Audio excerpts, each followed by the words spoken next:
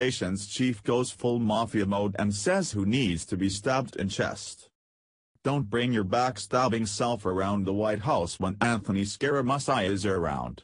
He's not into backstabbing because he's more of a front stabber. Seems like there's a disconnect among staffers and people are leaking like a water balloon stung by a bee. There are more leaks in the White House than there are holes in a pile of stinky Swiss cheese, and Trump's new White House communications director is trying to crack down on them. When talking about the backstabbing going on in the government, Scaramucci reminds people that he's more of a front stabber who would rather tell people how he feels, and what needs to be done, to their face and not behind their back. Scaramucci wants people to remember who they work for. Scaramucci wants people to remember that when they're working for America and the president, then they have sworn to serve the country and they need to act accordingly. Scaramucci isn't afraid to fire everyone who doesn't fall into line with the way things are going in Trump's White House. President Trump's new White House communications director, Anthony Scaramucci, dismissed any talk of backstabbing while he is in charge of the press department. He says he is more of a front-stabbing guy. Appearing on Fox and Friends on Wednesday, Scaramucci slammed the culture of backstabbing in Washington and pledged to be more upfront with his management style. "What I don't like about Washington is that people don't let you know how they feel," Scaramucci told the Fox hosts. "They're very nice to your face, and then they take a shiv or a machete and stab you in the back. I'm a Wall Street guy and I'm more of a front-stabbing person, and I'd rather tell people directly how I feel about them than this sort of nonsense," he added. Scaramucci mentions the beef between Attorney General Jeff Sessions and President Donald Trump. He wants them to handle their business on their own and let them work things out. Scaramucci suggests that when Trump is upset with someone working for him, regardless of who they are, that he will resort to expressing his feelings or displeasure, which usually happens on Twitter. Scaramucci then reminds people to remain loyal and remember who they work for but not be afraid to tell the president how they feel. Don't hold back when there's a disagreement. Comparisons were made between government and sports teams. Teams who stand side by side go to battle and usually win because the team consists of loyal teammates who support their team. Sports teams fail when the people on the team are not playing like a team. It affects the entire team when one person slacks off or does things for their own benefit.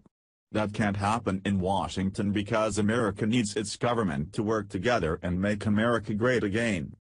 His style may mesh quite nicely with Donald Trump's famously pugnacious, Big Apple demeanor of getting right to the nub of the matter from the start. Indeed, on Wednesday morning President Trump took to his Twitter account to slam Alaska Senator Lisa Murkowski for siding with Democrats against the Republican agenda of repealing and replacing Obamacare. Trump also came straight out with the announcement that he would not allow transgender soldiers to serve in the U.S. military. But as far as Scaramucci is concerned, he is prepared to stand by his boss. The right thing to do is stand side by side with the president, so when you're not doing that, imagine you're a football coach in the locker room. Do you think you're gonna get chewed a little bit? Scaramucci said on Wednesday. To me, that's a classic New Yorker letting you know how you feel. What happens when the White House gets chaotic? Then nothing gets done. America needs the Republicans to stand behind their president. They also need the Democrats to be more cooperative and open-minded. President Trump has faced backlash ever since he won the 2016 election. The government cannot progress without struggle, but when the struggle is constantly coming from the Democrats, then one has to wonder how long it will be until Democrats are slowly converting over to Republicans. Sean Spicer resigned immediately after learning that Anthony Scaramucci was hired as the new communications director. Spicer disagreed with hiring Scaramucci and literally quit his job upon learning that the financier Scaramucci was joining the team. When asked about leaks, Scaramucci basically said he would fire everyone. He also resorted to state that it was nearly impossible to stop all leaks.